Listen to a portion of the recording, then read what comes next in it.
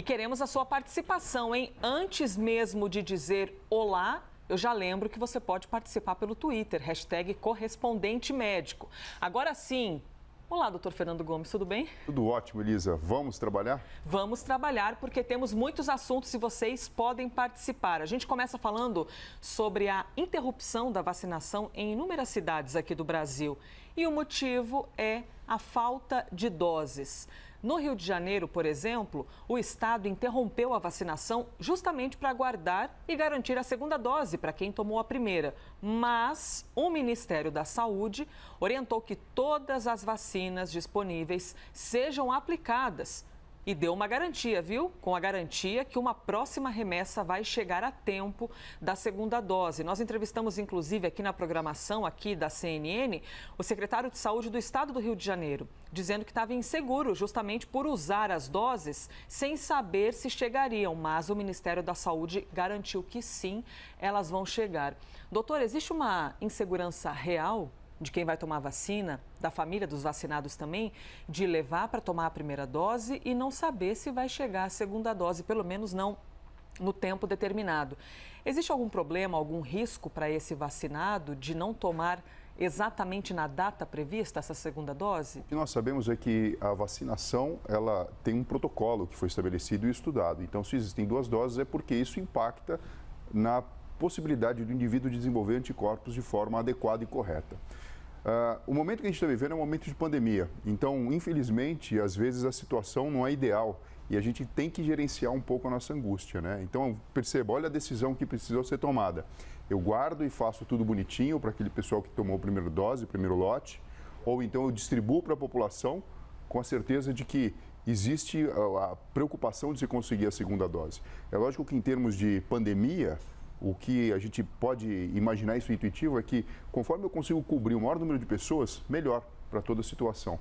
Então, a gente tem que lidar com ansiedade, um pouquinho com angústia, não tem jeito, mas fato é, existe uma força-tarefa para que as 2 doses aconteçam dentro do período pré-estabelecido. O que a gente sabe, o que a gente tem observado é que, às vezes, assim, aquela demora um pouquinho que pode existir entre as 2 doses, não necessariamente vai impactar em não ter feito nenhum a vacina. Eu tenho uma dúvida. A nossa agência que regula todo esse acontecimento aqui de vacinação no Brasil, a Anvisa, ela aprovou o uso das vacinas dentro desse modelinho, primeira dose, um tempo depois a segunda dose. É preciso que a Anvisa tenha de intervir, de repente, nesse processo de vacinação, justamente porque existe a possibilidade de mudar a data dessa segunda aplicação, de, por enquanto, não ter essa segunda dose. A Anvisa tem de entrar nesse campo aí para interferir? Eu acho que assim, se a gente parar para pensar, o papel da Anvisa é fazer a validação e a liberação para, por exemplo, utilizar o imunizante. Esse outro problema que a gente está discutindo aqui é uma questão de logística, né? Então, de fato, acaba sendo uma decisão difícil. E, assim, o que fazer? Então, você vai multar porque foi feita uma primeira dose e a segunda não chegou a tempo? É difícil dizer, né? Acho que a gente precisa, na verdade, remar junto para conseguir que o maior número de pessoas seja vacinado e que a segunda dose esteja aqui, sim, em tempo hábil e dentro do tempo previsto para a sua realização. Tá, e a informação, então, do Ministério da Saúde, a orientação é de que todas as vacinas sejam aplicadas e garantiu que mais doses vão chegar a tempo dessa segunda etapa da imunização para quem já tomou a primeira. Eu fiz uma pergunta na rede social, se você já pegou Covid ou convive com alguém que está com Covid, como é que foi essa rotina dentro de casa? Porque na teoria parece tão fácil, né, doutor? Mas no dia a dia, dentro de casa, com um infectado, a gente sabe que é diferente. Então é justamente sobre isso que a gente vai falar agora, sobre o desafio de conviver com alguém infectado dentro de casa. Se você já tiver passado por isso, conta pra gente na hashtag, vai lá no Twitter, deixa sua mensagem, marca a gente, #correspondentemédico, que eu tô com o Twitter aberto aqui. Já faz mais de um ano, né, doutor, que a gente está falando sobre esses cuidados para evitar a transmissão. Usar máscara, distanciamento, higienização das mãos e tudo mais. Só que o desafio para lidar com alguém infectado dentro de casa é difícil, né, porque a gente não sabe se, mesmo que tome todos os cuidados, vai acabar se infectando mesmo? Então, para que tomar tanto cuidado? Ou se é importante manter toda a disciplina? o senhor tem aí uma listinha de regrinhas que a gente precisa lembrar dentro de casa, né? Sim, quando a gente fala em termos gerais daquilo do distanciamento social, do uso de máscara, da limpeza das mãos, evitar levar aos olhos, nariz e boca, a gente fala de uma forma geral, sendo que a gente não sabe se quem está convivendo com a gente tem o coronavírus ou não, né? Uma situação diferente acontece com quem trabalha em um hospital, você tem o diagnóstico, ou quem está em casa com um familiar que tenha o diagnóstico. Então, assim, a gente sabe, o coronavírus é um vírus fácil de você limpar ele e eliminar. Então, existem algumas regras básicas que precisam ser levadas em consideração. A primeira delas diz a respeito do isolamento. Então, se possível, é importante que a pessoa fique num quarto, que ela faça as refeições dentro desse quarto, que não tenha contato com as outras pessoas. Por exemplo, que quem está em casa possa preparar, por exemplo, o alimento e deixar na porta. Isso é algo que facilita bastante. Nem sempre é possível.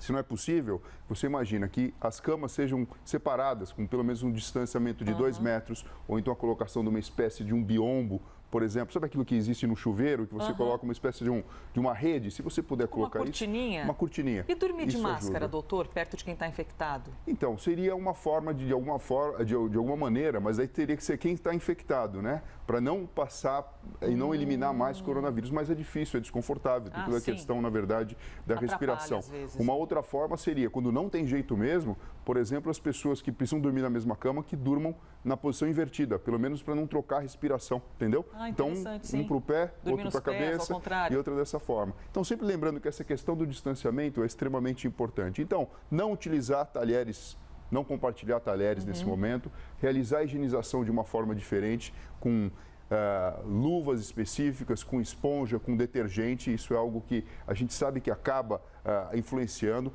Quando a pessoa vai no banheiro, se tiver a oportunidade de ter um banheiro só para ela, melhor. Se não tiver, que faça a limpeza de todas as superfícies que teve contato. Porque a gente sabe que a limpeza simples com água, sabão, detergente, ela tem o poder, sim, de remover o coronavírus e diminuir, assim, o processo de transmissão. E roupas infectadas, evitar ficar batendo a roupa, né, Elisa? Porque nesse sacudindo. momento... Isso é bom Quem evitar. nunca, né, acorda e sacode o edredom para poder arejar o ambiente, mas se for a cama da pessoa infectada, é bom evitar. Exato. E quando você lavar, colocar em água morna, detergente, porque a gente sabe que o coronavírus ele é eliminado de uma forma fácil e tranquila, desde que você faça tudo de uma forma organizada. Doutor, louças de cozinha. A pessoa infectada comeu e quem não está infectado comeu também. Eu posso misturar tudo? Porque eu vou usar sabão, eu vou usar esponja, eu vou lavar. Em teoria, eu já vou ter tirado o vírus, né? Você diz depois que você lavou. Então, durante o período de infecção, poder até pode, porque em teoria você fez a higienização e você limpou tudo. Mas é melhor organizar um kit separado para a pessoa que está com infecção. Entendeu? Kit infectado. Isso, de modo que a gente potencializa essas orientações que a gente dá geral para a população, quando você não sabe quem tem ou quem não tem, mas você faz de fato acontecer. Então, assim, e mais uma vez, né, lidar com a questão da ansiedade, porque muitas vezes quem está ali ajudando não quer pegar, ou está com medo, ou está com receio, ou até mesmo quem está doente e fica com aquele processo, sabe, de quase culpa. Puxa vida, de quem eu peguei, será que eu vou passar para alguém que eu gosto e tudo mais? Tem que abaixar um pouquinho, usar um pouco mais o racional e trabalhar em cima disso. O nosso próximo tema aqui é o estresse no corpo. Infelizmente, é algo muito comum na vida da maioria das pessoas, principalmente nesse tempo de pandemia, não é, pessoal? A atriz Drew Barrymore, conhecida mundialmente por vários papéis históricos no cinema, está aparecendo aqui no telão, revelou no programa dela mesmo, um talk show, que momentos de estresse intenso refletiram fisicamente no corpo dela. Então, a Drew contou que traumas e momentos tensos da vida fizeram com que ela tivesse vários sintomas, entre eles perda de visão, estômago distendido. Vou te perguntar o que é esse estômago distendido, hein, doutor? E até queda de cabelo. Doutor, o que acontece no nosso corpo exatamente a ponto de, se estou estressado, agitado, isso já refletir no resto do nosso corpo? Funciona de uma seguinte forma, Elisa. Você tem um problema para resolver, você tem uma situação que demanda uma atenção especial. Seu sistema de alerta aumenta. Isso é natural com qualquer pessoa. Se você leva um susto, você fica, então, com seu corpo banhado de adrenalina até resolver ou entender o que está acontecendo. Agora, esse momento ele deve acontecer e você resolve e todos os neurotransmissores voltam ao normal. Numa situação de estresse crônico, acontece o contrário. esses neurotransmissores aumentam a sua função e cronicamente ficam funcionando. E aí começa a ter o destaque para um tipo de hormônio em especial, que é o cortisol, que a longo prazo fica em níveis mais elevados e acaba impactando no próprio funcionamento do corpo. Então, a mente coloca o hipotálamo, que é uma estrutura cerebral profunda, alinhado no estímulo e na produção, por exemplo, desse neurotransmissor e desse hormônio a longo prazo. Essa é a região central, que é o mesmo local onde a gente tem o nosso relógio biológico e é feito todo o controle das nossas funções vitais. Algo extremamente importante. E quando a pessoa está vivendo um estresse crônico a longo prazo, é normal que o corpo ele acaba reagindo de alguma forma diferente. Então, dor nas costas, às vezes o aparelho digestivo não funciona de uma forma adequada, na velocidade normal, e pode vir essa sensação de dor de estômago, ou então de dilatação, né? Foi isso que ela disse? Estômago distendido. Distendido, isso. Como se, de repente, você tivesse uma paresia, ou seja, o aparelho digestivo ele funciona numa velocidade diferente. Dor de cabeça.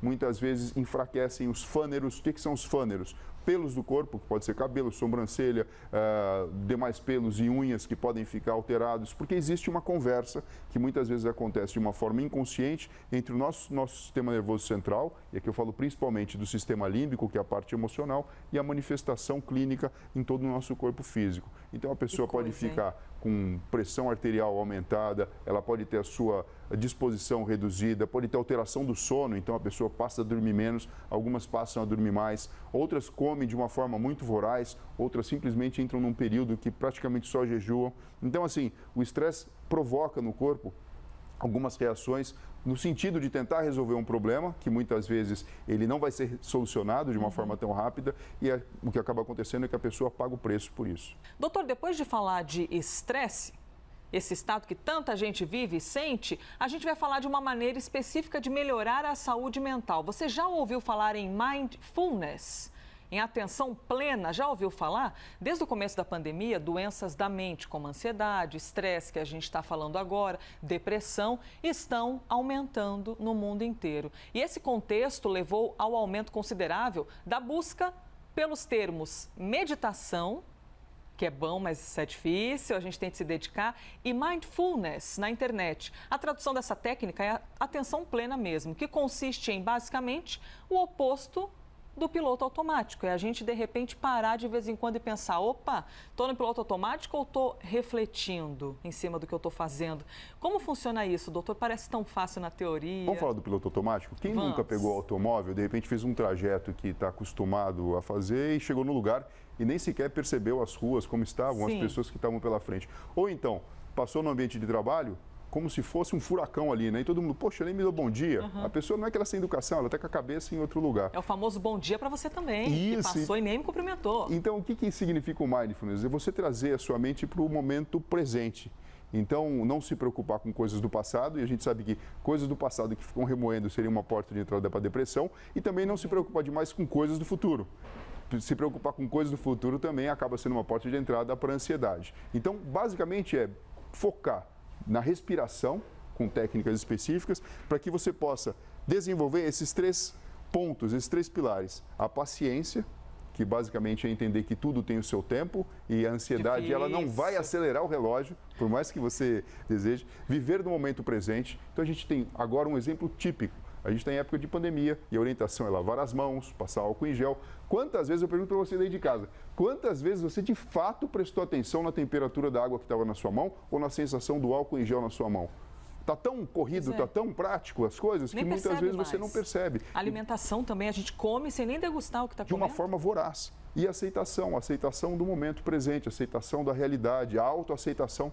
Então, quando você desenvolve esse tipo vamos falar de meditação, porque meditação, gente, é tipo esporte, né? Existem inúmeras modalidades e essa aqui é uma delas, que consiste em focar a atenção no momento presente. Então, por exemplo, a gente está aqui fazendo o quadro Correspondente Médico, a gente está ligado, a gente está vivendo esse momento. Atenção a gente está atento em você aí, estamos atentos no tema aqui e estamos falando. Então, esse é um momento diferente, esse é um momento que praticamente, Elisa, a gente está fazendo o nosso mindfulness diário. Estamos, então, promovendo já essa atenção plena aqui. Tem gente que pratica, por exemplo, esportes, quem nada, natação. Minha nossa, se você não prestar atenção, se você não tiver atenção plena no que você está fazendo, você desvia o caminho, você dá uma abraçada errada. Então, existem muitas atividades, não é, doutor, que podem nos ajudar a, pelo menos, focar. Bom, aqui a gente pode usar o seu exemplo, escalada. Qual que foi a Sim. sua vivência quando você fez escalada? Não, quando você está na montanha escalando, se você não presta atenção no que está acontecendo, você não consegue nada daquilo. Você tem de prestar atenção no seu corpo, em tudo.